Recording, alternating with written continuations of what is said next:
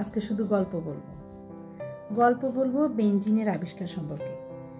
বেঞ্জিনের সংকেত হচ্ছে C6H6।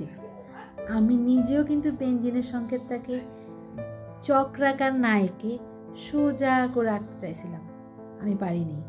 কারণ অনেকবার দ্বিবন্ধন ত্রিবন্ধন চেঞ্জ করে অনেকবার চেষ্টা করছি, এমনিতে করলাম, কিন্তু এটা নিয়ে যে সত্যিকারের একটা গল্প আছে সেটা পরে জানতে পারছিলাম। গল্পটা এমন যে অনেক বিজ্ঞানীরা C6H6কে বিভিন্নভাবে গঠিত করতে চায়, কিন্তু কোনোভাবে এটা গঠিত হচ্ছিল না। এরপর অনেক বছরের সাধনার পর বিজ্ঞানী আগস্ট কেকুল উনি এটা নিয়ে সবসময় চিন্তা করতে করতে একবার শীতকাল ছিল, ঘুম এসে গেছে, রাত ছিল, হঠাৎ রাতে স্বপ্ন দেখলেন যে ওনার জানালা দিয়ে একটা সাপ ঘরে ঢুকে ওনার গায়ের উপর এসে বসে আছে। উনি স্বপ্নের মধ্যে খুব ভয় পেয়ে গেলেন যে সাপটা হয়তো ওনাকে কামড় দেবে, কিন্তু সাপটা কামড় দিল না। সাপটা করলো কি, হা করে নিজের লেজ নিজের মুখের ভিতরে ঢুকিয়ে নিল।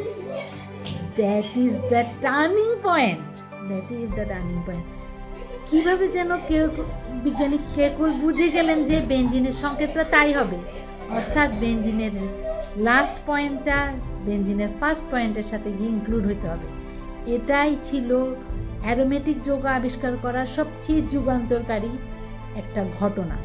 এরপর থেকে বেঞ্জিনের মতো এবং বেঞ্জিনের উপজাতকগুলার সংকেত তৈরি করতে বিজ্ঞানীদের আর খুব বেশি ব্যাগ পেতে হয়নি।